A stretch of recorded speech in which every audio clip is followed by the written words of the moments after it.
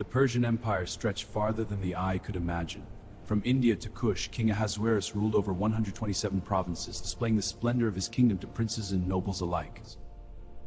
For 180 days, the king displayed the wealth of his glorious kingdom, leaving every guest amazed by his unmatched power. In the third year of his reign, King Ahasuerus gathered the officials, military leaders, princes and nobles of Persia and Media. For 180 days,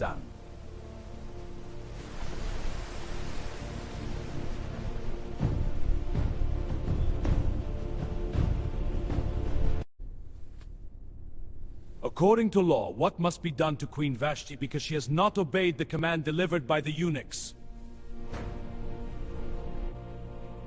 Queen Vashti has done wrong not only against the king, but also against all the officials and peoples in the provinces of King Ahasuerus. The king accepted the advice of Memucan. A royal decree was written and sealed with the king's authority.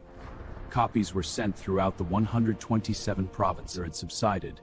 He remembered Vashti and what had been decreed concerning her. His attendants suggested gathering beautiful young women from every province of the empire. In the citadel of Susa lived a Jewish man named Mordecai, a descendant of the tribe of Benjamin. His family had been carried away from Jerusalem during the Babylonian decree were proclaimed. When the king's crown regals from Susan to the Kikar of Hisaj, with beauty treatments, special food, and the best place among the women preparing to meet the king. Before any young woman could enter the presence of King Ahasuerus, she completed 12 months of preparation, 6 months with oil of myrrh and 6 months with perfumes and beauty treatments. When each young woman entered the king's palace, she could request whatever she desired to take with her.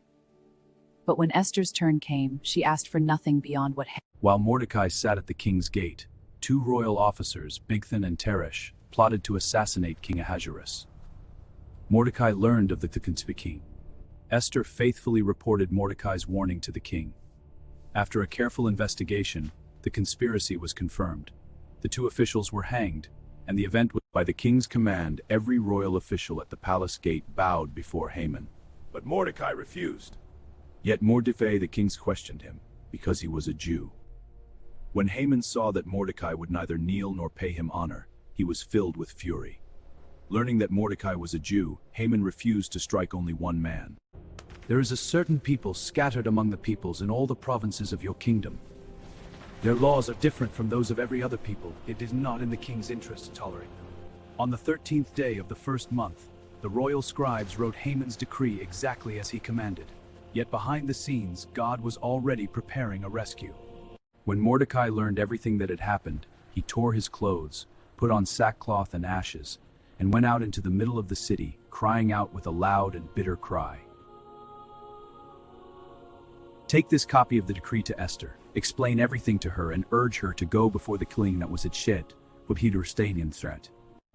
All the king's servants know that anyone who enters the king's inner court You will not be called to the right upon you in that place. If you will not when the conduct to the king for 30 days, you go, gather all the Jews who are in Susa, and fast for me. Do not eat or drink for 3 days, night or day. Esther's fear gave way to faith, and fast for me. Do now all attendants will fast as you do. She struck me one of the declarations of courage,